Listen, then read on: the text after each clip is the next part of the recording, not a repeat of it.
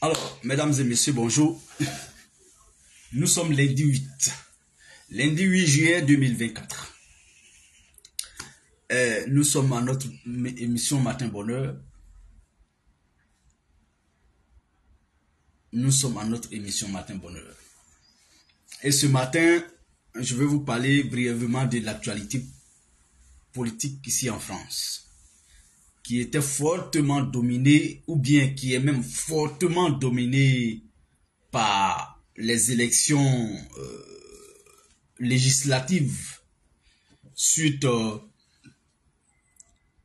à une dissolution, ou bien suite à la dissolution de l'Assemblée nationale française par M. Emmanuel Macron il y a environ un mois.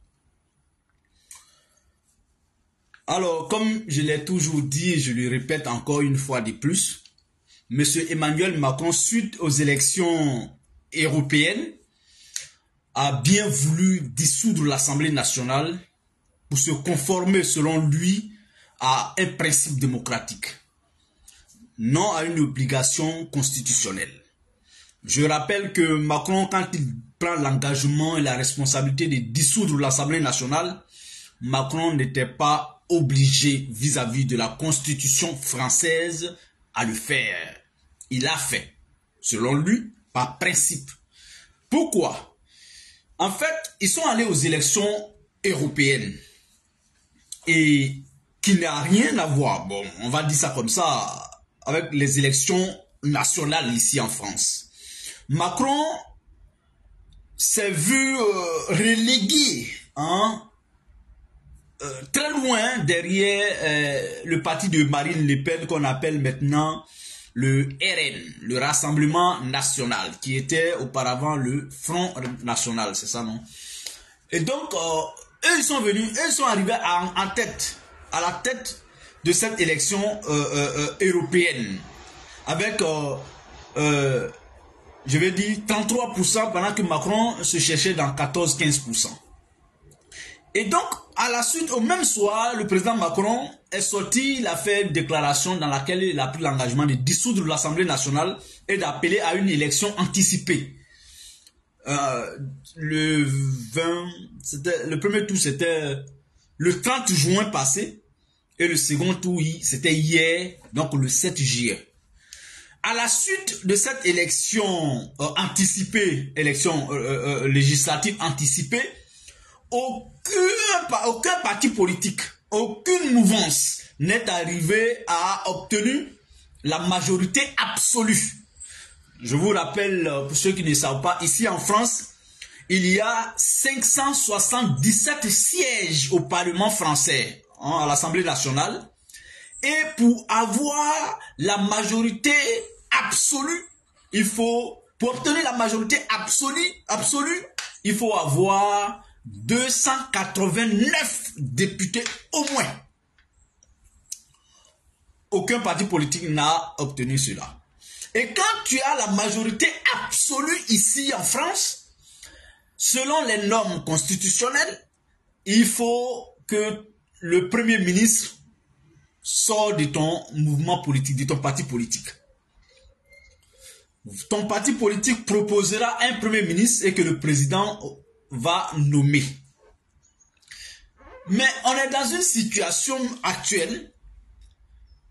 Macron n'est pas arrivé à la tête de cette élection. Macron n'a pas gagné la majorité absolue. Mélenchon n'a pas gagné la majorité absolue.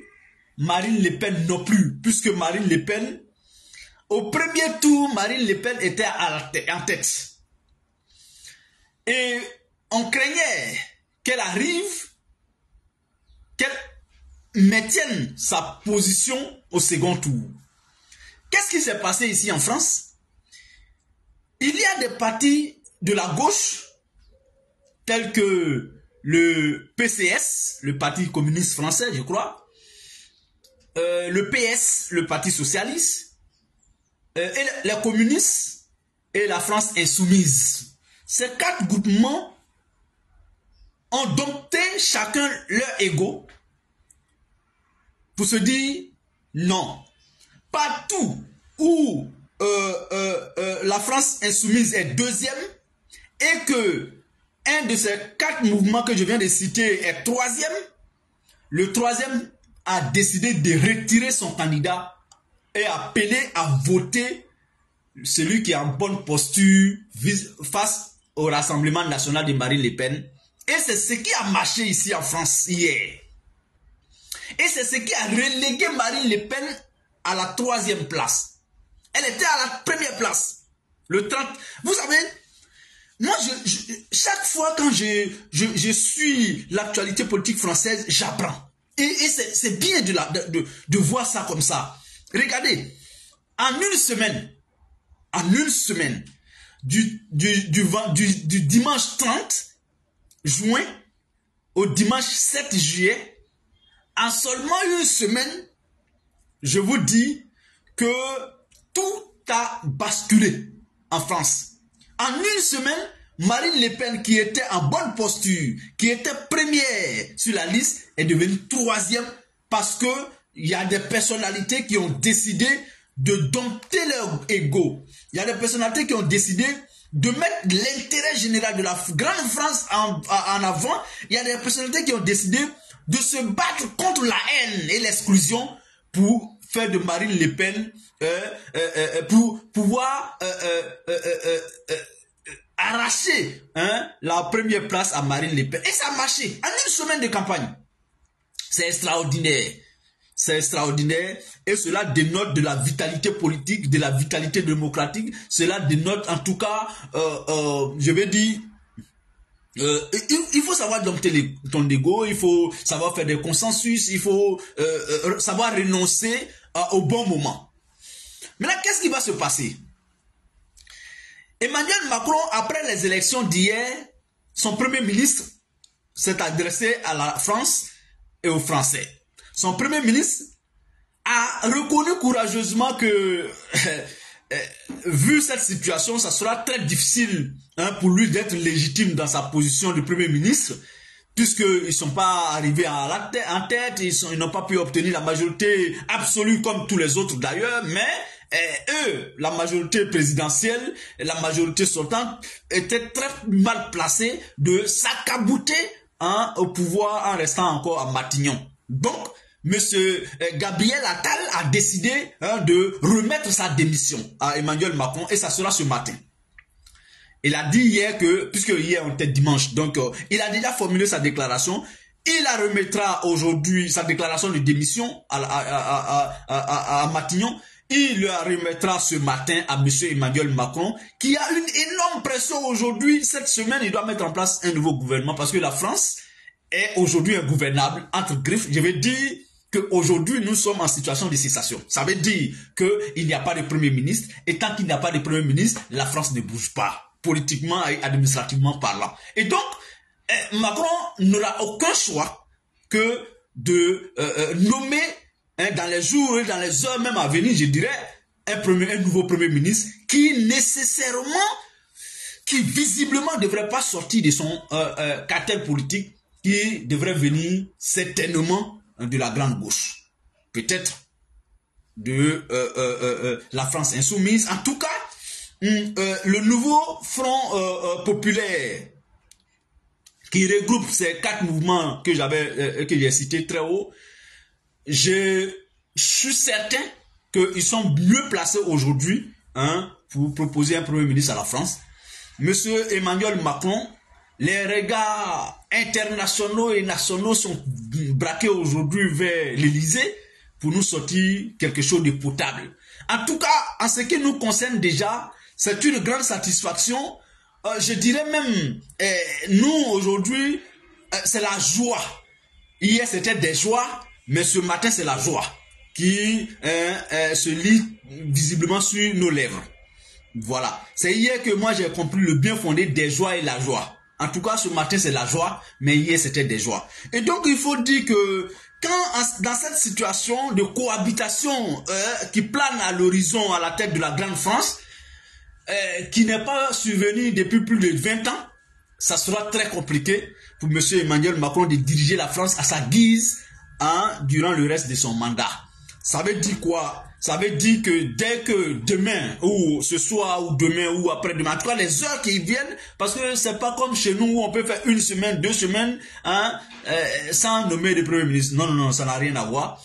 Donc, dans les heures à venir, après la démission actée de M. Gabriel Attal, M. Emmanuel Macron sait déjà ce qu'il a à faire, c'est de nommer un premier ministre et surtout que la France s'apprête à accueillir le monde à travers les JO. Donc, il a une obligation énorme, il a une charge énorme qui pèse désormais sur ses épaules, faire de la France un pays qui marche très rapidement.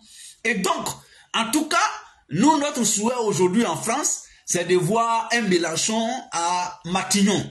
On va voir quand même ce que lui propose. Est-ce que entre ce qu'il propose et ce qu'il pourra réaliser, on va voir ce qui est potable. Sinon, pour l'instant, il est le moindre mal.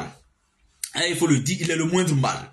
Ou bien, en tout cas, quelqu'un qui sera de son bord politique sera le moindre mal aujourd'hui à Matignon pour mettre en exergue ce qu'il nous propose tous les jours, tel que renforcer le lien entre les immigrés et les Français, tel que augmenter le pouvoir d'achat des Français, poser un regard, je veux dire, très certain ou très rigide sur l'environnement et tout ça. Je pense qu'il nous propose mieux que Marine Le Pen qui s'est toujours fondue dans le dénigrement, dans la haine, dans l'exclusion etc. Donc voilà un peu ce qui se passe ici en France. Maintenant, pourquoi on va faire le corollaire entre ça et les politiques africaines? Bien naturellement, parce que je vous rappelle que M. Mélenchon est celui qui n'admet pas le 3e mandat, est celui qui n'admet pas les coups d'État, est celui qui condamne vraiment tout ce que nous on dénonce en Afrique. Donc, pour l'instant, on est un peu en phase avec M. Mélenchon, donc avec la France insoumise, bien entendu, puisque c'est son mouvement politique. Et donc, il ne pourra pas être Premier ministre et permettre à M. Emmanuel Macron je vais dire, de continuer à agir à sa guise comme il l'entend avec le 3e mandat et consorts. Nous sommes très heureux que la France insoumise, sinon le nouveau Front populaire, soit aujourd'hui majoritaire, même si c'est pas la majorité absolue, mais soit quand même majoritaire à l'Assemblée nationale pour faire barrage à un certain nombre de drames psychologiques ou viols constitutionnels dans nos États respectifs. Donc, bien évidemment, comme je vous l'avais toujours dit, que M. Ouattara attendait la conclusion de cette élection pour rédiger encore son discours à la nation qui projette pour le 6. Donc, dans environ 1 mois, M. Alassane Ouattara s'adressera à la nation ivoirienne à l'occasion de la fête nationale, donc le 6 août, c'est-à-dire à la veille du 7 août, c'est-à-dire à la veille de la fête d'indépendance de la Côte d'Ivoire. Comme à l'accoutumée, le président de la République doit s'adresser à la nation et nous retracer un peu la politique, l'orientation politique. Donc, M. Ouattara n'a pas eu le courage le 18 juin dernier face aux congressistes de dire à la Côte d'Ivoire ce qu'il veut, ce qu'il entend, mais il est venu nous faire un en tout cas, encouragement ou satisfaction et tout. Mais le vrai discours du président Ouattara qui était prévu le 18 juin a été aménagé parce que la France venait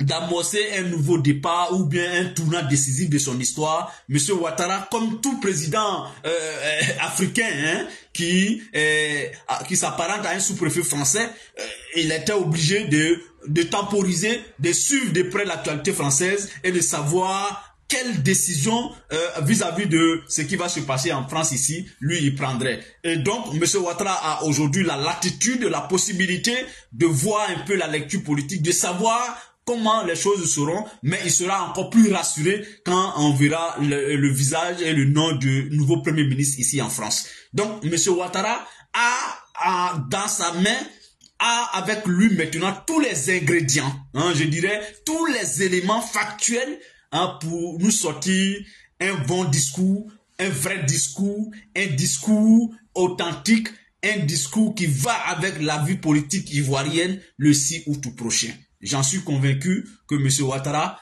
va reprendre son discours qu'il avait rangé dans le placard. Il va le polir, il va le nettoyer et puis il va présenter ça à la Côte d'Ivoire le 6 août.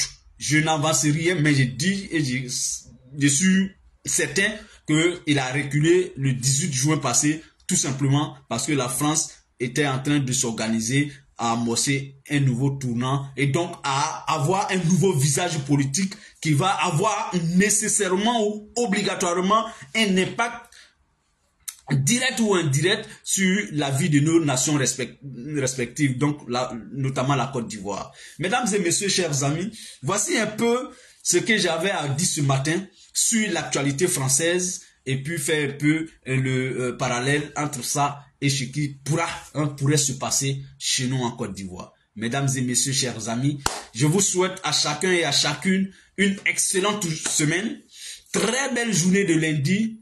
Je vous claque le bisou. Bonjour à tous ceux qui ont suivi ce live, notamment mon très cher ami depuis du côté de Londres, Monsieur Ahmed Savané, Maman Ouattara, et puis Moussa Suleiman Dambélé. Voilà, et tous ceux qui ont suivi, tous ceux qui nous prendront en marche, parce que c'est ça, le sens de notre matin bonheur. Se saluer chaque matin, se voir chaque matin si on le peut, en tout cas les matins de la semaine. Portez-vous bien, à demain pour une autre émission avec un autre sujet nouveau ou bien un nouveau sujet. Allez, portez-vous bien, merci et à très bientôt. Au revoir.